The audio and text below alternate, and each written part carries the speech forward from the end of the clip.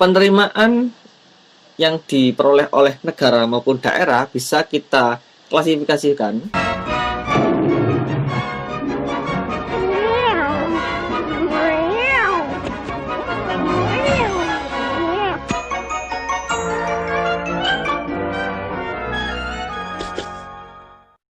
Nah, di antaranya kita sudah pernah berperan dalam penerimaan negara maupun di daerah. Contohnya seperti kalau kita membayar pajak. Nah, orang tua kita membayar pajak, contohnya ada PPN, pajak bertambah nilai, ada PPH, kemudian PPNBM, ada cukai, kemudian ada bea masuk impor maupun ada bea keluar ekspor. Oke. Di dalam penerimaan negara juga ada yang namanya BUMN. Contohnya ada Pertamina, kemudian ada apa lagi ya?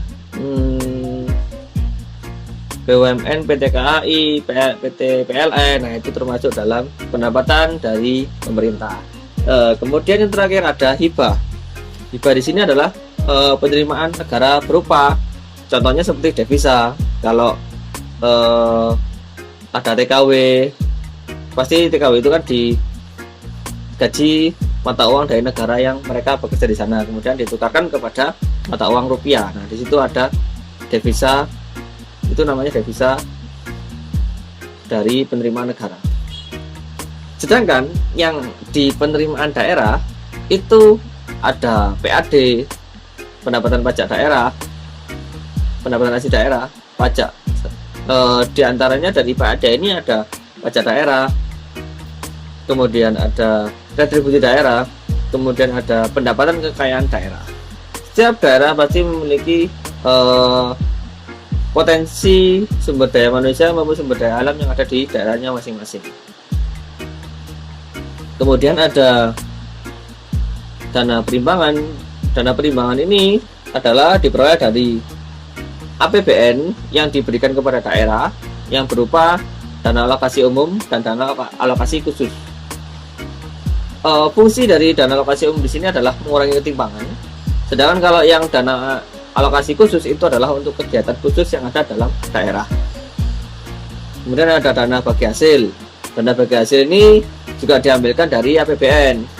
Nah, dari ada pajaknya, ada penerimaan negara berupa pajak, ada yang tadi PPH, PPN, PPNBM, nanti berapa persennya pasti didistribusikan ke daerah masing-masing. Tidak hanya diambil oleh pemerintah pusat, tetapi juga dialokasikan, juga didistribusikan kepada pemerintah daerah.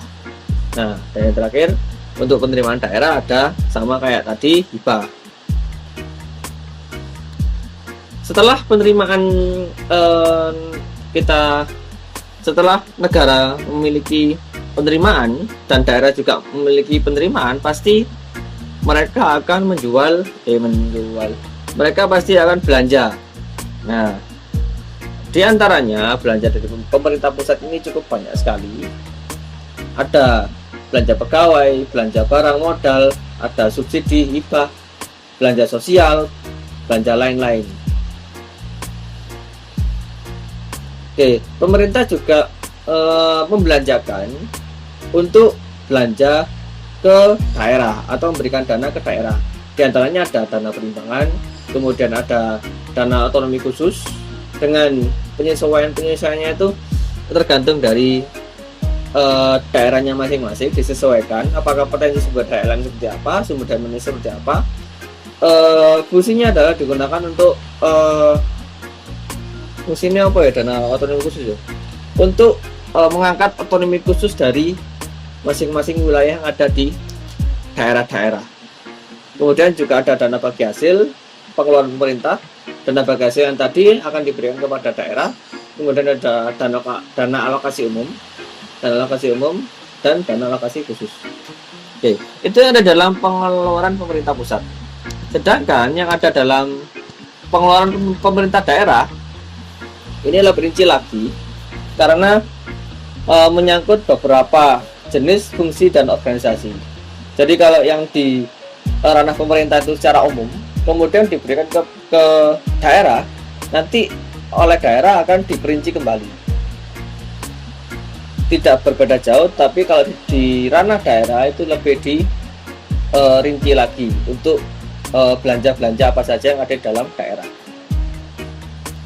Contohnya ada belanja barang, jasa, kemudian perjalanan dinas, kemudian ada pemeliharaan, modal, kemudian belanja bagi hasil. Itu di ranah jenisnya. Ada banyak jenis dalam pengeluaran pemerintah daerah. Sedangkan untuk yang fungsi, karena fungsi ini cukup banyak sekali, ada bisa dialokasikan ke pembangunan atau di pendidikan, ekonomi, bisa jadi diberikan kepada pelayanan umum seperti jembatan, kemudian ada halte, jembatan, jalan raya, dan lain sebagainya. Kemudian juga ada kesehatan, pariwisata, budaya, agama, pendidikan, dan juga ada perlindungan sosial. Dan menurut organisasi ini juga belanjanya bisa jadi diberikan kepada kepala daerah dan wakilnya, kemudian ada sekretaris, kemudian ada ke DPRD, ke dinas daerah maupun lembaga teknis daerah. Lembaga teknis daerah ini bisa jadi lembaga yang di bawah dinas daerah, seperti itu.